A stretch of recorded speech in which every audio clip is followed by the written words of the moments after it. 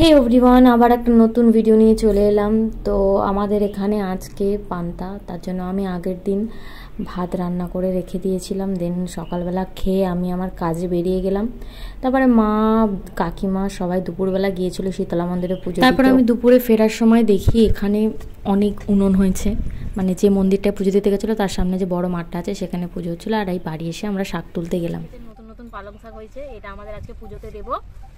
তো শীষ পালং কেনা আছে আর এই ক্ষেতের পালং শাকগুলো দেবো দিয়ে। তো আমাদের পালং শাক তোলা হয়ে গিয়েছে। এই পালং শাকটা এবার আমরা আজকে রান্নাতে দেব। তো এতটা শাকে হয়ে যাবে না, খাওয়া আছে, ঠাকুরতলায় রান্না করে খেতে হয়, তাই সেই আজকে মঙ্গলবারে আমরা খাচ্ছি। ফাল্গুন মাসে এটা করা হয়। কে কে তোমরা করো, কে করো না একটু কমেন্টে জানিও। একদিকে সব কাকিমা দিদিরা সব আনাজ ফানাজ কাটছে, আর এদিকে ঠাকুরে ভাত রান্নার আগে হনুর দিতে হয়। তো সব মাসিতলা মা কালীর নামে হনুর দিচ্ছে কাকিমা, আর আমরা সেই বাসটা খেয়ে নিলাম।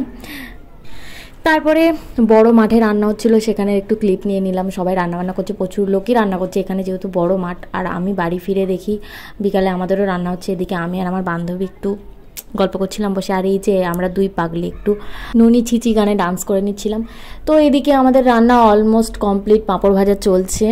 তো বাচ্চাদেরকে এবারে খেতে দিয়ে দেওয়া হবে, আর সবাই খেতে বসে গেছে রীতিমতো। আর আমি কি করব, একটু ওদের ডাল টাল দিচ্ছিলাম। বেশি কাজ করিনি এবছরে, কারণ আমার শরীরটা একদম ভালো ছিল না। তারপরে আমরা খেতে বসে পড়লাম। তো আলুর দম ছিল, ডাল ছিল, বাঁধাকপিতে পালং শাকের চচ্চড়ি ছিল, ডাঁটার তরকারি ছিল, 2 রকমের চাটনি, পাঁপড়, পায়েস, মিষ্টি বাদে বাকি সবই ছিল। তো আমার বান্ধবী এখানে খাচ্ছে আর আমিও খেতে বসেছি। খাবারগুলো খুব খুব খুব ভালো হয়েছে, খুব সুন্দর হয়েছে। ঠাকুরের রান্না পুরো অমৃতর মতো লাগে।